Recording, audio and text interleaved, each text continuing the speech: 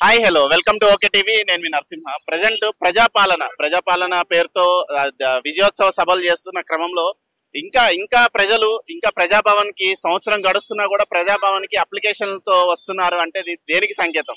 ఈ అప్లికేషన్లు అన్ని ఎందుకు స్వీకరిస్తున్నారు? అసలు అక్కడ లోకల్ గా జరగాల్సిన గవర్నెన్స్ జరగకపోవడం వల్లనే వీళ్ళకి ఇంత దూరం రావాల్సి వస్తుంది. అక్కడ ఎస్పీలు కానీ జిల్లా కలెక్టర్ల స్థాయిలో ఎందుకు పనులు జరగట్లేదు? పోనీ ఇక్కడికి వచ్చి వీళ్ళకి ఇస్తే ఏమన్నా జరుగుతుందా అంటే మూడోసారి నాలుగోసారి అప్లికేషన్లు ఇవ్వడానికి కూడా ఇంకా తిరుగుతున్నారు. సో సంవత్సరం గడుస్తున్న విజయోత్సవాలలో మరి వీళ్ళని కూడా భాగస్వామ్యం చేసుకుంటారా? సంవత్సరం గడిచిన విజయోత్సవాలలో వీళ్ళని కూడా భాగస్వామ్యం చేసుకునే పరిస్థితి ఉందా? ఎందుకంటే విజయోత్సవాలు అంటే ఏంటి?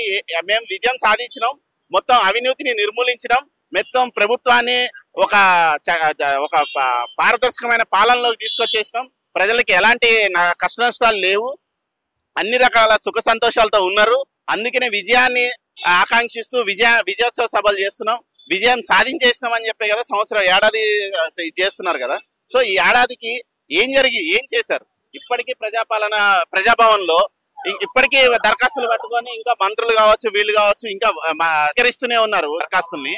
సేమ్ టైం ఇక్కడ బాధితులు కూడా రోజు రోజుకి పెరుగుతున్నారు.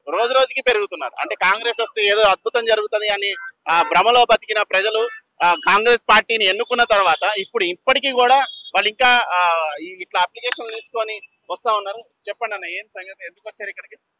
ఇదే తెలంగాణ ఉద్యమంలో 2021 నుండి తెలంగాణలో పని చేసుకుంటా ఇప్పటి వరకు తెలంగాణ కోసం జైలుకి వెళ్ళినాం. తెలంగాణ కోసం 2-3 సార్లు జైలుకు పోవడం కారణమైంది. దెబ్బలు పడ్డం, తనలో పడ్డం, తెలంగాణ తెచ్చినాం. తెలంగాణ తెచ్చిన తర్వాత తెలంగాణకు గుర్తింపు ఇస్తామని చెప్పి తెలంగాణ ఉద్యమకారులు, కళాకారులు, అమరవీరుల కుటుంబంలో ఆశపడ్డారు. ఆ తర్వాత టీఆర్ఎస్ అనేది బొంద పెట్టుకున్నాడు. ఆయన టీఆర్ఎస్ అనేది తీసుకుపోయి బీఆర్ఎస్ అని పెట్టుకున్నాడు. బీఆర్ఎస్ అంటే ఉత్తదే, టీఆర్ఎస్కు ఉన్న క్యాడు బీఆర్ఎస్కు లేదు. అప్పుడు ఏం జరిగిందంటే తెలంగాణ ఉద్యమకారులు ఎన్నోసార్లు చెప్పినారు, బీఆర్ఎస్లా వచ్చిన నమ్మక దోరి వాళ్ళు వచ్చి వాళ్ళతో అంతలోనే వాళ్ళని బొంద పెట్టుకున్నారు. తర్వాత రేవంత్ రెడ్డి వచ్చి తెలంగాణ ఉద్యమకారులకు కార్డులు ఇస్తా, తెలంగాణ ఉద్యమకారులకు గుర్తింపు ఇస్తాం, 250 గజాలు ఇస్తా ఉన్నారు. ఇప్పటి వరకు తెలంగాణ ఉద్యమకారులకు దాని చరిత్రలో పట్టించుకునేటోడే లేడు. దాని ఇష్యూ ఏదైనా చెప్పాలంటే ప్రజాపాలనలో ఇచ్చారు. ఇప్పుడు ఫామ్, ఆ ఫామ్ 2-3 సార్లు పెట్టినాం. ఇప్పటి వరకు ఆ ఫామ్ ఏమైంది, ఎక్కడ పోయినాయి? ఈ ఉద్యమకారుల చరిత్ర, ఉద్యమకారులు అనుకుంటే ఒకసారి మరోసారి రేవంత్ రెడ్డి కూడా బుద్ధి చెప్పే అవకాశం ఉంటుంది. ఇప్పుడు ముఖ్యమంత్రి కానీ ఇది 3వసారి నేను వచ్చాడు. తెలంగాణలో ఉద్యమకారులది లెటర్ పెట్టినాం, ల్యాండ్ది ఒకటి లెటర్ పెట్టినాం, జైల్ సెక్షన్ మొత్తం అదొకటి.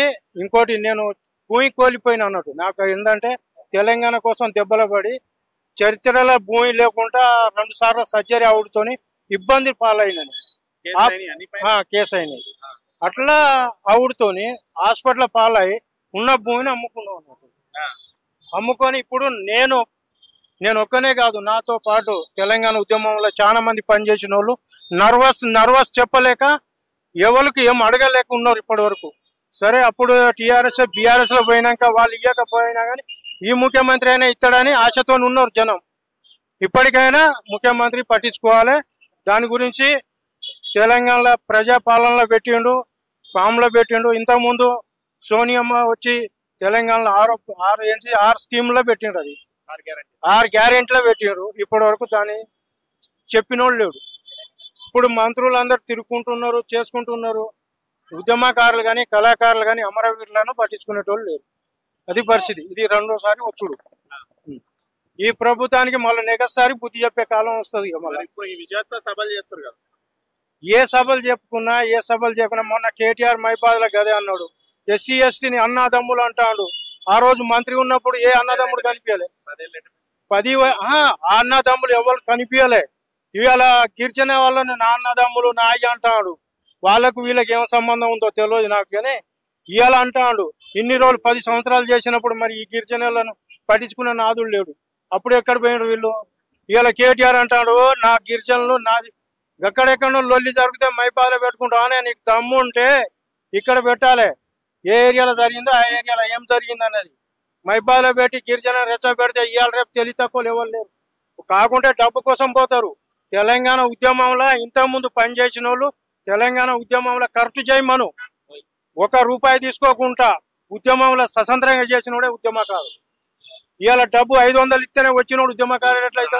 దీక్షా దివస్ అనేది చేస్తున్నారు. ఏది చేసినా అది వేస్ట్ అన్నా, దానికి చేసే అవసరం లేదు. వాళ్ళు ఏది చేసుకున్నా అది మధ్యవర్తిగా. తెలంగాణలో చేసిన ఉద్యమం వేరు, ఇప్పుడు చేసేది వేరు. తెలంగాణలో మైపాదులో చేసిన ఉద్యమంలో ఎవడైనా రూపాయి ఇచ్చిండా? ఎవడైనా అన్నం పెట్టిండా? దెబ్బల పాలై కేసుల పాలై అయిన వాళ్ళు ఎప్పుడైనా వచ్చి అన్నం పెట్టి మరి డబ్బులు ఇస్తేనే వస్తారు. ఇప్పుడు ఈ రోజులలో అదే పరిస్థితి ఉంది. ఎవడు స్వతంత్రంగా వచ్చి ఉద్యమం చేయమను, ఆయన ఉద్యమకారుడు. ఇవాళ వాళ్ళు పైసలు ఇవ్వకపోతే నీకు బయటికి వెళ్ళాడు, నీకు జనమే రారు. నేను చెప్తున్నా, నేను 20 సంవత్సరాలు చేసినాను కాబట్టి. రాజకీయంలో ఎవరు అయినా హామీ ఇస్తున్నారు ఉచిత. ఎందుకే ఇవన్నీ వైద్య విద్య పెడితే సరిపోద్ది, ఇవన్నీ ఉచిత పాలన చేసుడు ఎందుకు, మాట్లాడుడు ఎందుకు, ప్రజలలో మోసపోవుడు ఎందుకు? ఇది మోసం. నువ్వు చేసేదే 4 చేయి, 4 మంచి పనులు చేయి, దానికి సెట్ అవుతుంది. విద్య వైద్య మెయిన్ పట్టించుకో, దాని ఒక ముఖ్యమంత్రి కూడా దాన్ని చూసుకుంటే మంచి పేరు ఉంటుంది. ఏదో హైడ్రా అన్నాడు, ఏదో ఇది అన్నాడు, అది అన్నాడు, ఇవన్నీ ఎందుకు? ఎక్కడ ఏది పని కోసలేదు.